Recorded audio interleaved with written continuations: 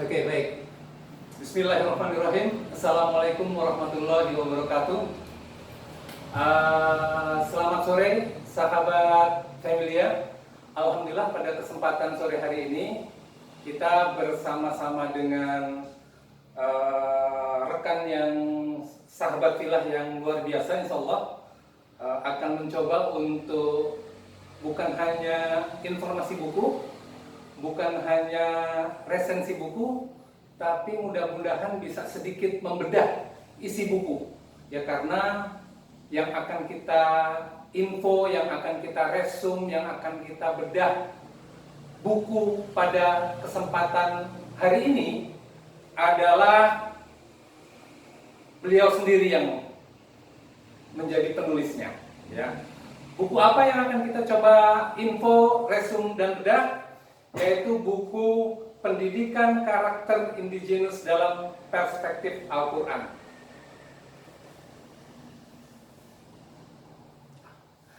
Semua mungkin bisa lihat, sangat menarik. Jadi ini adalah buku yang sudah dikemas sedemikian rupa sesuai dengan selera pasar, ya bahasanya.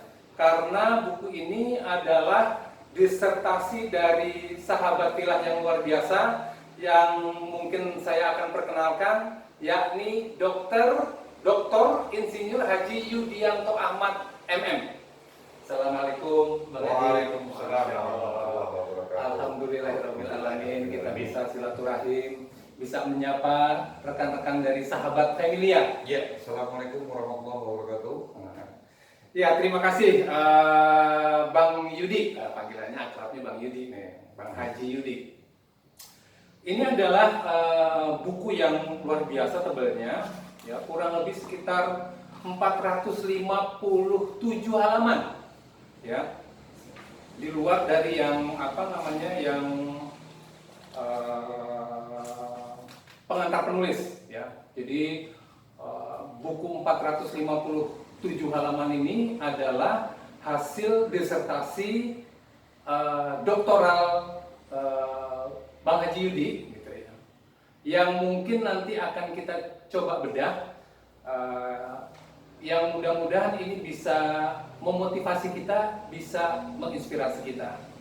Waktu kita sangat singkat, oleh sebab itu mungkin kita akan coba bagi menjadi 2 part, yang masing-masing partnya kurang lebih sekitar 10-15 menit saja, ya. Jadi ini informasi, ini resum, dan ini bedah yang mungkin sangat singkat. Jadi nanti kita akan sedikit banyak mengorek tentang background, latar belakang, kemudian substansinya, ya, kisi-kisi yang ada yang beliau paparkan di dalam kerangka daftar isi, ya, sampai kemudian kira-kira implementasi apa yang mungkin bisa diterapkan oleh kita yang mungkin concern gitu terhadap karakter indigenous dalam perspektif Al-Quran ini. Boleh bercerita Bang Haji Yudi tentang karakter indigenous ini sebelum kita menghantarkan ke dalam isi buku luar biasa ini. Silakan. Ya, terima kasih. Assalamualaikum warahmatullahi wabarakatuh. Alhamdulillahirabbil alamin. Allahumma sholli ala Muhammad wa ala ali Muhammad. Asyhadu an la ilaha illallah wahdahu la syarikalah wa asyhadu anna Muhammadan abduhu wa rasuluh. Selamat siang Om Haji Firmo, sahabat. Jadi sahabat itu ya, para pemirsa sekalian, teman-teman. Jadi saya ini background aslinya adalah orang teknik informatika, S1-nya, S2-nya marketing, S3-nya saya nekat mengambil ilmu yang kalau kata orang kembali ke jalan yang benar, itu ilmu Al-Quran dan tafsir. Jadi ternyata Masya Allah luar biasa ya, antara susah tapi enak, nikmat. Masya Allah. Nah, disertasi ini adalah salah satu ya sumber kecil pemikiran, kecil ya, sumbangan pemikiran saya kecil di dunia pendidikan, khususnya pendidikan dalam agama Islam, dan berupaya untuk ikut serta untuk mendukung pendidikan, khususnya pendidikan karakter ya. Jadi kalau dibilang karakter indigenous itu apa? Indigenous itu adalah alamiah. Om Girno, indigenous itu alamiah, sifat alamiah seseorang. Jadi misalnya contohnya seorang anak kecil balita di bawah 5 tahun itu seringkali antara usia 3 tahun 4 tahun sering sekali berebut mainan sama teman-teman. Suara bisa Iya. lagi. Enggak bisa. Karena semangat nih. Oh. Pasti pemirsa sahabat Familia semangat. Jadi anak-anak agak kencang lagi. Anak-anak balita ini kalau main itu dengan sesamanya teman itu rebutan. Oh iya. Rebutan mainan gitu kan. Dia kepengen salah satu dari mereka tuh pasti punya sifat kepengen menguasai semua mainan. Kepengen semuanya tuh, dua-duanya tuh atau beberapa anak yang main tuh semuanya kepengen menguasai mainan yang dimiliki oleh teman-temannya. Dominan ya, kepengen semuanya tuh secara dominan. Nah, kemudian ketika orang tuanya tahu, di antara mereka ada orang tua yang tahu, kemudian cukup bilang dengan udah nak, gantian ya nak, nggak boleh begitu sama temannya ya nak. Itu adalah upaya preventif dari orang tua. Maka anak itu dengan tiba-tiba mudah saja mendengar ucapan orang tua yang lemah lembut dibarengi dengan tepukan, sentuhan yang lemah lembut, maka berubah sifatnya. Yang tadinya kepengen menguasai, tiba-tiba berubah sifatnya menjadi kepengen berbagi. Nah, dari situ contoh kecil bahwa manusia itu punya dua sifat alamiah, dua sifat indigenous. Sifat alamiah aslinya adalah dua, buruk dan baik. Nah, jadi di sini pendidikan karakter indigenous adalah pendidikan untuk karakter, meninggikan karakter yang baik, menghilangkan atau mencoba mengurangi, kayaknya susah ya menghilangkan karakter karena memang sudah besar. Atau mengurangi, memanage karakter-karakter yang buruk. Iya. Dalam perspektif Al-Quran itu sendiri, ya, karena di Al-Quran itu sudah jelas Allah, firman-firman Allah, di antaranya Allah mengatakan dalam Al-Quran dalam surat Asy-Syams, A'udzu billahi minasyaitonir rajim, wa nafsi wa masawaha fa alhamaha fujuraha wa taqwaha. Kata Allah dalam terjemahannya terakhir bahwa Allah bersumpah atas jiwa-jiwa manusia dan mengilhamkan kepada manusia nafs ya, nafs itu jiwa, karakter. Ada beberapa pendapat dari para ahli, para ulama terdahulu maupun ulama kontemporer. Nafs itu jiwa, karakter, dua, fujur roha dan takwa. Fujur itu keburukan, takwa itu kebaikan. Jadi secara alamiah itu Allah memberikan dua sifat kepada manusia, sifat buruk dan sifat baik, di mana keduanya mempunyai reward dan punishment. Itu dilanjutkan dengan ayat berikutnya, qad aflaha man zakkaha wa qad khaba man dassaha. Jadi sifat-sifat buruk itu akan mendapat punishment yang jelas, sifat-sifat baik akan mendapatkan reward yang jelas. Manusia dikasih pilihan, terserah mau ikut yang buruk atau mau ikut yang takwa, yang baik. Kalau ikut buruk akan dapat punishment ya. Itu kemudian kalau yang ikut takwa, Allah sudah menyediakan kitabnya.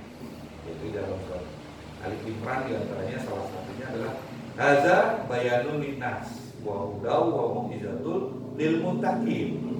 Kata Allah, ini kitab ini adalah kitab Al-Bayan, berisi informasi dan mau'izah, hudan dan mau'izah, petunjuk dan pelajaran buat manusia. Dan buat mereka yang bertakwa, maka mereka akan mengikuti petunjuk dan pelajaran.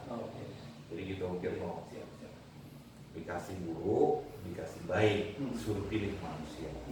Kalau mau baik, menyeluruh kitabnya Al-Quran, ya kan? Di situ juga dalam surat Al-Baqarah ayat 2 itu kan juga ditegaskan oleh Allah Subhanahu Wa Taala, zalikal kitabullah raiba fi hudal lil muttaqin. Kitab ini tidak ada keraguan di dalamnya. petunjuk bagi mereka yang mau bertakwa. Berarti kalau manusia, ini bicaranya manusia karena dibilangnya di salah satu ayat yang tadi saya sebutkan, Hadza bayanul linnas. Ya, Al-Quran itu adalah petunjuk buat manusia, bukan cuma buat orang Islam. Nah kemudian baru wahuda wa mu'izatun lil muttaqin, baru orang Islam, orang-orang yang mau bertakwa silahkan mengikuti petunjuk, silahkan mengikuti pelajaran yang ada di dalam Al-Quran. Nah, itulah kenapa buku ini saya berikan judul bagaimana mendidik karakter alamiah yang tadi disebutkan dua dalam perspektif Al-Quran. Seperti itu. Nah dari situ berkembang, apakah sama dengan fitrah manusia? Beda. Ya, jadi kalau dalam ilmu memang kadang ada pertanyaan fitrah dan sifat indigenous itu sama atau tidak? Iya. Kalau misalkan beda, hal yang menjadi fitrah itu yang seperti apakah? Yang indigenous itu yang seperti apakah? Gitu. Bagaimana dong kira-kira? Jadi gini, insyaallah mudah-mudahan gitu ya. Kalau fitrah itu adalah sebuah, kalau di dalam sains sekarang itu mandatori ya, suatu keharusan, bukan keharusan, itu suatu kepastian bahwa Allah memberikan fitrah manusia itu kiblat kepada Allah, siapapun, gitu kan. Nah itu kiblatnya kepada Allah, manusia itu kiblatnya kepada Allah, fitrahnya. Berarti kalau tanya ruh, tentang ruh lebih banyak tanyalah kepada Allah, karena Allah yang maha mengetahui. Tapi manusia di sini kan diberikan pengetahuan, diberikan akal dan pikiran bahwa fitrah itu adalah kondisi yang baik. Setiap manusia dikasih fitrah yang baik. Nah, kemudian dalam satu hadis Rasulullah SAW itu yang artinya substansinya adalah semua manusia dilahirkan dalam kondisi yang sama. Orang tuanya lah dan pengaruh orang tua dan pengaruh lingkungan yang membuat dia jadi berbeda, menentukan perbedaan, apakah dari sisi religi, sisi tindak tanduk gitu ya. Itulah. Nah, di sini menunjukkan bahwa fitrah itu selalu sama, ruh itu sama. Nah, indigenous itu alamiah, itu adalah jiwa. Jadi fitrahnya sama, jiwa ini di dalam tubuh itu ada ruh, ada jiwa, karakter, gitu kan? Nah, karakter ini yang menentukan perilaku, perkataan, perbuatan, perilakunya. Nah, nanti di yaumil akhir nanti, ketika manusia dihisab dan diminta pertanggungjawaban oleh Allah, itu tanda kutip seperti diadu, karena fitrahnya adalah suruh baik. Fitrahnya kiblat kepada Allah, fitrahnya berbuat baik, tapi dikasih indigenous pilihan oleh Allah. Pilihannya adalah mau baik, ikutilah al-bayar. Gak baik, berarti ikutin iblis dan kawan-kawan, kan gitu dia. Nah, itu masing-masing ada, karena wa may ya'mal misqala dzarratin khairan yarah wa may ya'mal misqala dzarratin syarran yarah. Ya, setiap perbuatan, ucapan baik atau buruk sekecil apapun pasti mendapatkan balasan dan kita akan berubah. Masya Allah. Ntar diaduin yang mikir nih, diaduin nih, tanda kutip diadu itu dibandingkan. Allah kan sudah memberi kita terbaik. Allah memberikan dua pilihan kehidupan, dua pilihan jenis karakter. Kenapa Anda menjalankan yang buruk? Padahal diberi kesempatan untuk jalan yang takwa. Nah, ini bicaranya secara umum seperti itu. Dan bagaimana nih mengolahnya nih, meningkatkan yang takwa, mengelola yang buruk itu bukan dikelola untuk dimaksimalkan. Enggak, justru dia berupaya untuk diminimalkan. Dihilangkan bisa enggak? Ya itu kan berarti ngalahkan Allah dong nanti kalau dihilangkan. Nggak akan mungkin karena Allah sudah memberikan kondisi alamiah, memberi potensi di dalam tubuh manusia itu jiwa, nafs tadi, fujur dan takwa.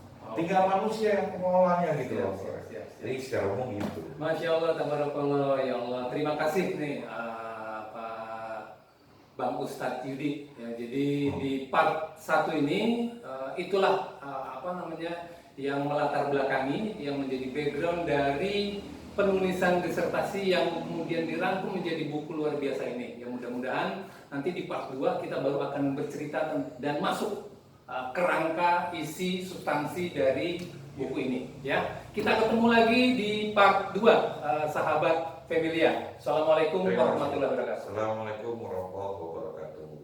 Mati dulu.